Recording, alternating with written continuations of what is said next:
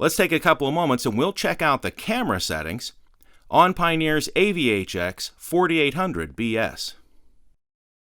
Please note, in this video, I'll be using the optional ND-BC8 backup camera from Pioneer.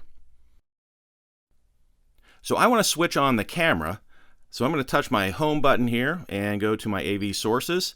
And there's the camera view, but you can see it's grayed out. So we're going to need to fix that.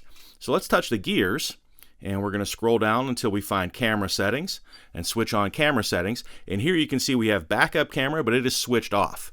So we're going to switch the backup camera on, and we're going to keep the camera polarity right now as battery. That can be battery or it can be ground, and we'll cover that in just a moment. For right now, we want the camera polarity to be battery on this setup. So I'm going to hit the X here. Now I can go out to my AV source screen and touch camera view. And that'll switch the camera on for me. You can see the camera is live. And I have two buttons here. I have the timer and I have the X. I'll hit the timer. And now I can adjust my audio video screen because I can listen to any source of music while the camera is on. And if I stop touching the screen for a few seconds, you'll see that the camera view comes back. So here's the camera view back. If I hit the X, we close out of the camera view. The camera can also turn on automatically when we switch the vehicle into reverse. So let's go and look at those settings. We're going to go to our camera settings here.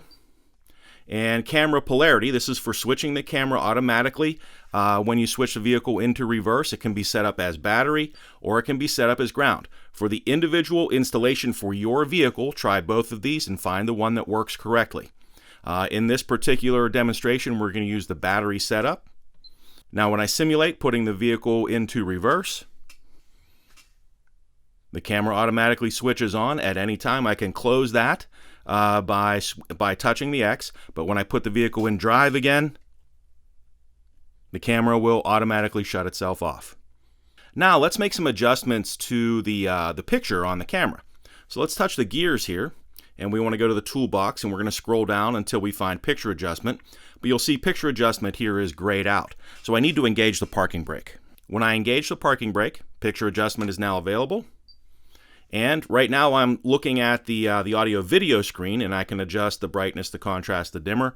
If I touch the rear view button here, that switches on the camera, and I can make adjustments to the brightness or any of the other controls here.